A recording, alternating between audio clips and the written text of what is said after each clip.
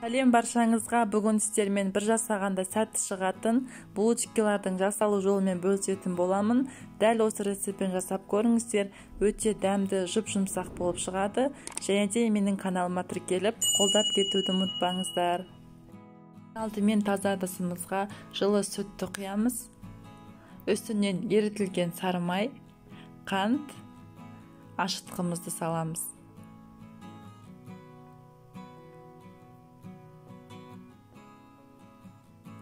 Үстінен 2 жұмыртқаны салып, барлығын бір келкі болғанша араластырып аламыз.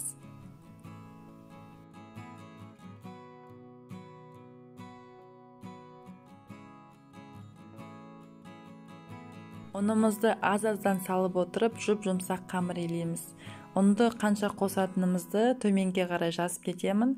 Ұндарыңыздың тығыздығына байланысты минус плюспен қосып қамыр илейсіздер.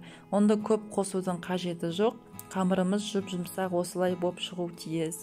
Енді бетін жауып, көтерілгенше қойып қоямыз.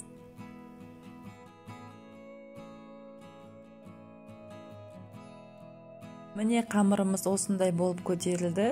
Енді осы қамырымызды кішкентай бөліктерге бөліп алдын ала дайындап аламыз.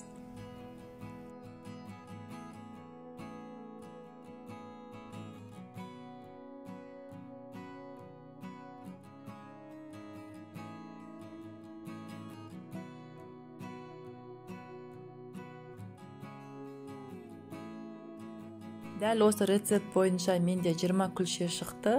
Енді бетін жауып көтерілгенше қойып қоямыз.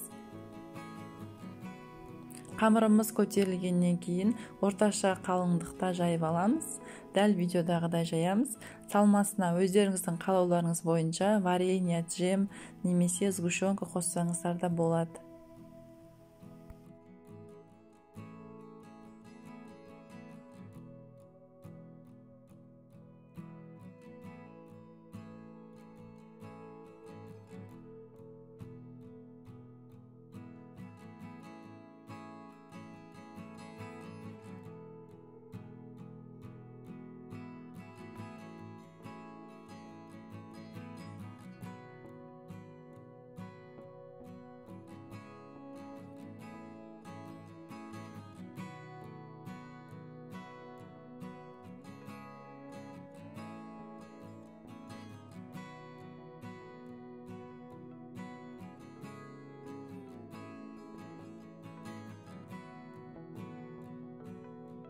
Дәл осы рецептпен жасап көріңіздер.